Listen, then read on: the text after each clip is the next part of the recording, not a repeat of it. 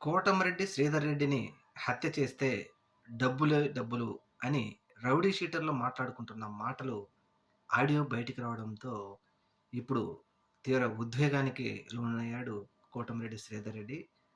మరి రౌడీ షీటర్లు శ్రీకాంత్ పెరోల్‌ను తీసుకురావడం కోసం స్వయంగా నేనే లెటర్ ఇచ్చానని చెప్పినటువంటి కోటమిరెడ్డి శ్రీధర్ రెడ్డికి ఈనాడు పత్రికలో వచ్చిన వార్త ఏంటంటే, వైసీపీ వాళ్ళు కోటమిరెడ్డిని శ్రీధర్ రెడ్డిని లేపేస్తే ఈసారి శ్రీకాంత్ ప్రియురాలైనటువంటి అరుణకి టికెట్ ఇస్తామని వైసీపీ హామీ ఇచ్చింది. అందువలననే వీళ్ళు శ్రీధర్ రెడ్డి హత్యకు ప్లాన్ చేశారని చెప్తున్నారు.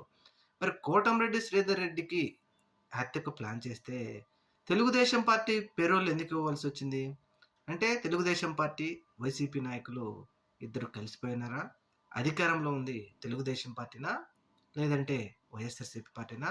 ఈ విషయం మీద కోటమిరెడ్డి శ్రీధర్ రెడ్డి నాకు మంత్రి పదవి కంటే ప్రాణమే ముఖ్యమంటూ మాట్లాడుకుంటూ వెళ్ళాడు. ముఖ్యంగా ఆయన వైఎస్ఆర్‌సీపీ వాళ్ళే నిజంగా ప్లాన్ చేశారంటే ఈ విషయం మీద మాట్లాడేవాడు. కానీ ఆయన నిరాకరించడంతో ఇప్పుడు స్వయంగా టీడీపీ పార్టీలోనే అనుమానాలు వ్యక్తమవుతా ఉన్నాయి.